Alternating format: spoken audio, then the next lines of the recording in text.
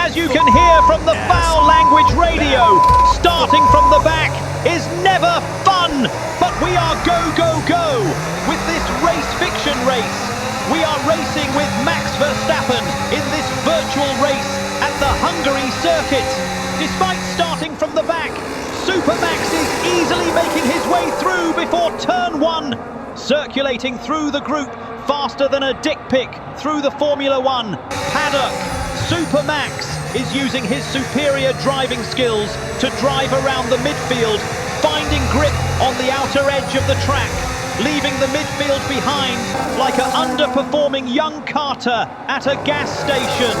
Now let's get Raj's view from the pit lane on the race start.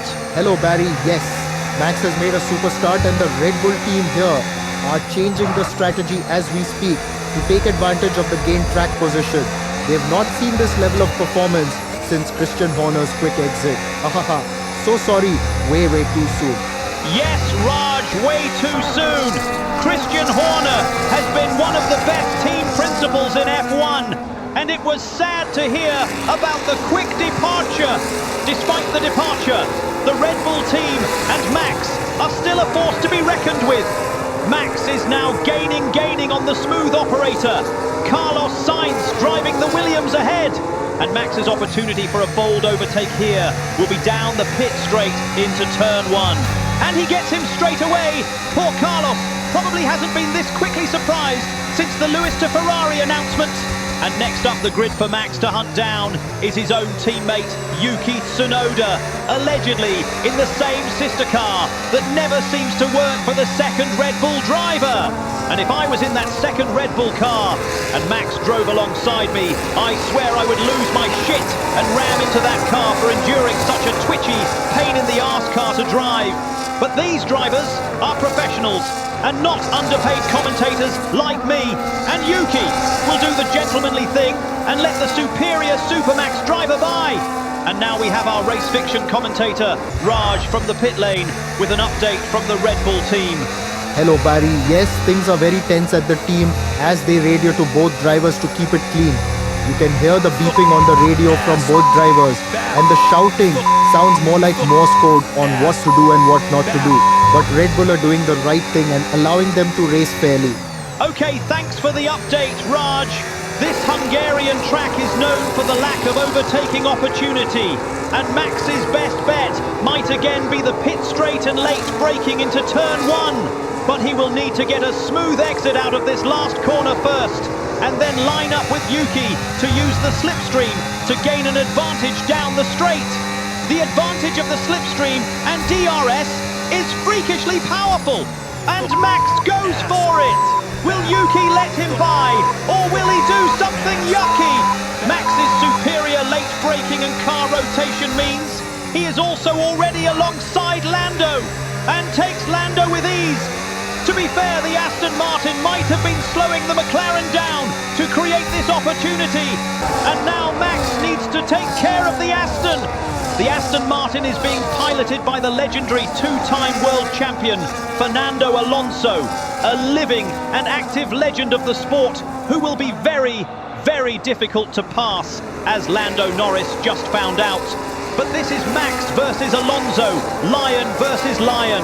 And as long as Max leaves the space as you have to, leave the space all the time, we should have a clean and fiery battle. But I have a feeling here, even the great Alonso won't be able to defend against Max on the pit straight. Max is not the type of driver to stay stuck behind a midfielder for so many laps. And no, I'm not talking about someone being stuck behind Vitaly Petrov in the 2010 Abu Dhabi race and losing the championship for Ferrari. But sometimes you have to eat your own dog food and you have to leave the space. Oh no! Alonso fails to livy the space, and Max overtakes Alonso by aggressively going over the grass. A great battle between two legends of the sport, and Alonso is the type of driver who's hard to shake off, and Fernando will keep at it and try to reclaim the place from Max. At the age of 40-something, Fernando Alonso is a true inspiration of a fighting spirit who never gives up. Unless, of course, you are being held up by Vitaly Petrov. Sorry, Barry, I couldn't resist. It's okay, Raj. Make sure you are not humped down in the pit lane after commenting on Fernando. You can ask Johnny Herbert about that.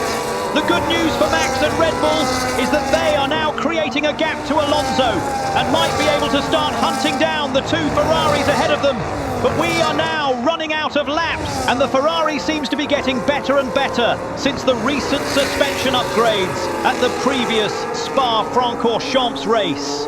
Whilst we wait for Max to catch up the Ferraris, let's pay homage to the man that made this Red Bull team a success in F1. Since taking the reins at Red Bull Racing in 2005 at the tender age of 31, Horner has turned an energy drink experiment into a full-throttle Formula One juggernaut.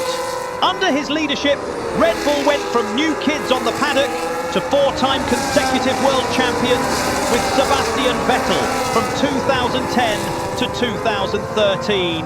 And then came back even stronger with the unstoppable Max Verstappen era.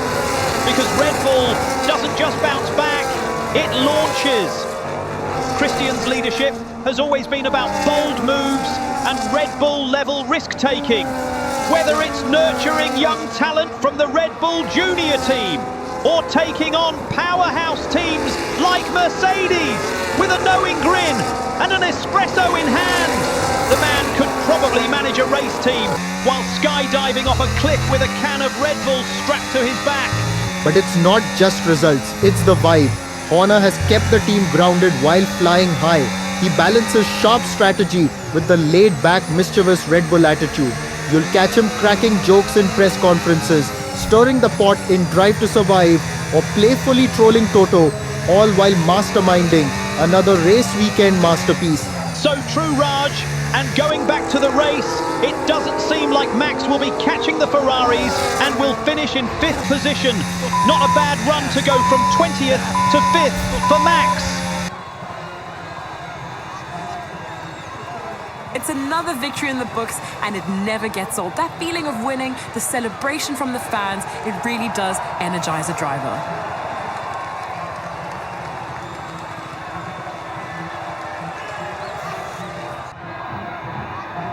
From lights out to the checkered flag, each and every driver has this moment in the back of their mind. Now it's time for their celebrations. Our podium, it awaits.